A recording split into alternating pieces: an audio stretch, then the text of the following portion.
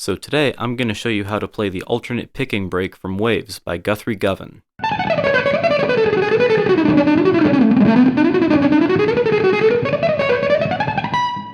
So I'm going to play this once at a fairly fast speed and then once at a very slow speed, just so that you guys can hear how it sounds at full speed and then see what I'm playing. Alright, here goes nothing.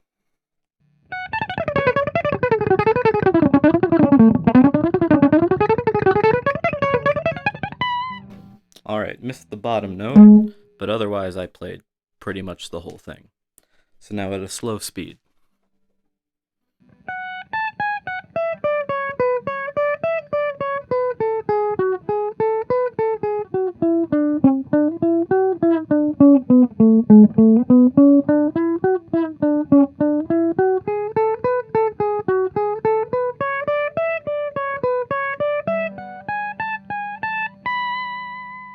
Okay, so before I go any further and show you guys what I played, I should explain first. So on the original recording of Waves that was released in 2006 that we've all heard, and that's why we want to play this, this alternate picking break is harmonized. So there's this part, and then there's a third lower. And I can't quite play that part at full speed because I only recently learned it. I'm going to need like 2 weeks to get it under my fingers, and then I'm going to make a video about it just like this. So there's a general consensus among the people who have transcribed this part, and I'll give credit to them in the description to this video, that it's this upper third that I'm playing that is the louder of the two parts and is therefore the part that you want to play if you want your cover to sound like the record. But in my research and my transcribing for this video, I discovered that that's not actually what Guthrie plays. Guthrie usually plays the lower third. He plays it in the Lick Library video and the first Aristocrats DVD. Oop, get the notes right. Yeah. So, this video is going to be about the upper third. In a couple weeks, once I've practiced it and I've got it up to speed, I'll make a video about the lower third. So, for the first part of this break, we're going to want to descend down an F sharp minor, or G flat minor if you've studied jazz, diatonic scale, the minor scale, which is going to look like this.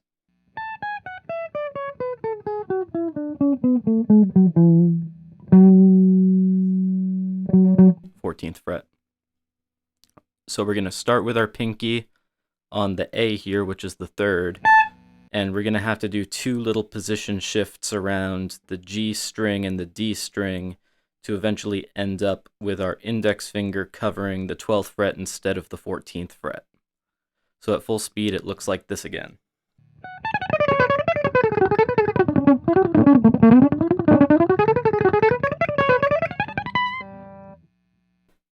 And I'm playing with a clean tone just so that it's a little bit more detailed. In the Instagram video I made about this a day ago, I used a distorted tone, but for educational purposes, I think the clean tone is a little bit better. So, for the first part where we go down the scale, everyone seems to agree that the way that Guthrie does it is we descend in groups of 7, then go back up 3 notes and then down 7. And so to demonstrate that, it sounds like this. 1, 2, 3, 4, 5, 6, 7. And then from this note, we go back up 3. 1, 2, 3. And from this note, down 7 again. 1, 2, 3, 4, 5, 6, 7. And we just repeat that pattern over and over again. So very slowly, the descending scale goes like this.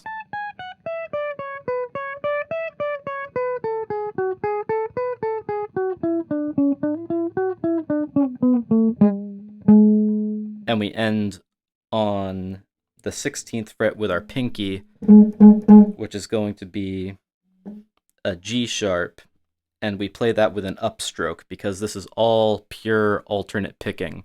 There will be a PDF in the description that has the picking order of downstrokes and upstrokes, and the string changes are going to be highlighted in pink. I figured pink was a good color just in case anybody is colorblind. You don't want to use reds and greens. So the string changes and the pick strokes are all notated and highlighted on the PDF. If you've got questions about the fingering, there's also tab. It's all in the PDF. It's going to be in the description to this video. So before I go ahead and show you the part where we go back up the scale, I should say right now that there's a little bit of controversy with exactly how we go back up the scale. It doesn't seem like anybody is 100% positive about it. There's a video on YouTube where someone posted a transcription of the song that scrolls through the screen as the song plays. I've looked at the transcription. I don't agree with it. It doesn't sound anything like the record if you actually try and play it yourself, so I don't think it's very good. But I did find this video by a YouTuber whose channel's name is called Progmium, and his video is going to be linked in the description below, and I think that he's figured out the right way to do it because it sounds correct when he does it. And so his video was a very useful resource when researching this video. So I'm going to show you how he does it. It's how I do it. It sounds right to me, at least pretty darn close to it. And it is as follows. So we end the descending part at the 16th fret with our pinky on the low E string, and at full speed, that note is going to be played once with an upstroke. And generally speaking, the ascending part is the same basic pattern as the descending part, where we go up 7 notes and then down 3 notes, and up 7 and down 3 again. And so it's going to sound like this.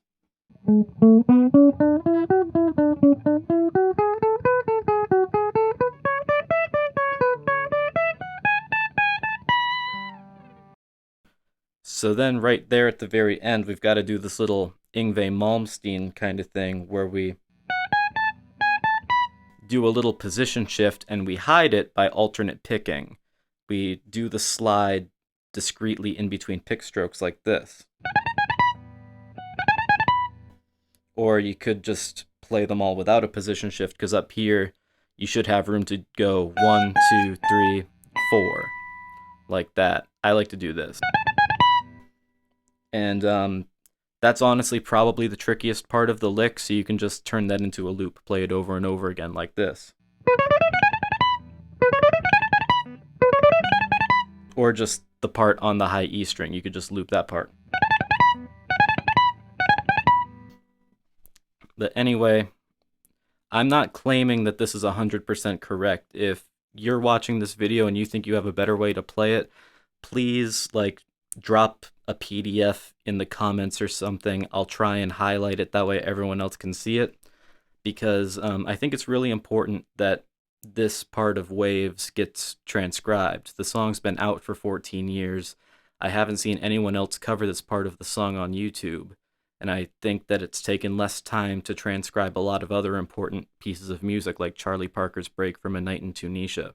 So the last thing I want to say before the end of the video is I want to tell you guys how I think you should practice this phrase, because it is very challenging. There's a reason why no one has covered it in the 14 years that Waves has been available to the public, and that is that this is extremely technically challenging.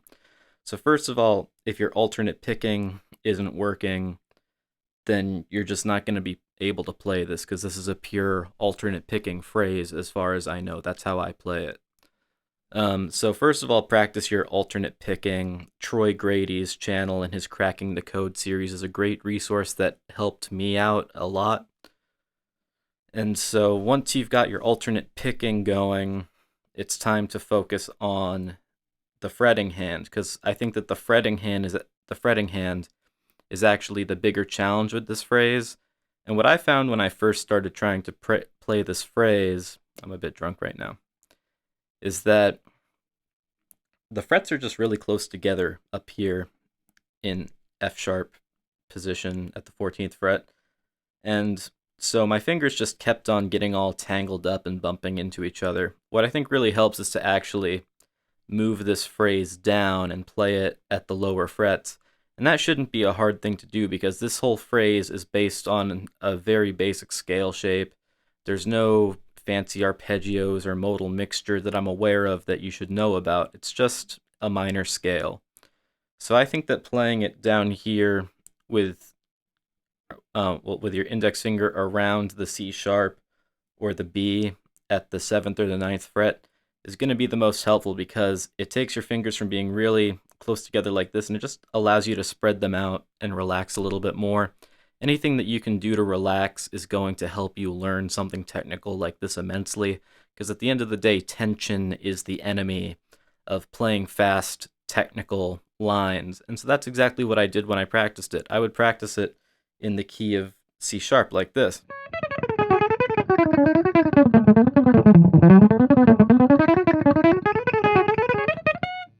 And even now that I can play it up here,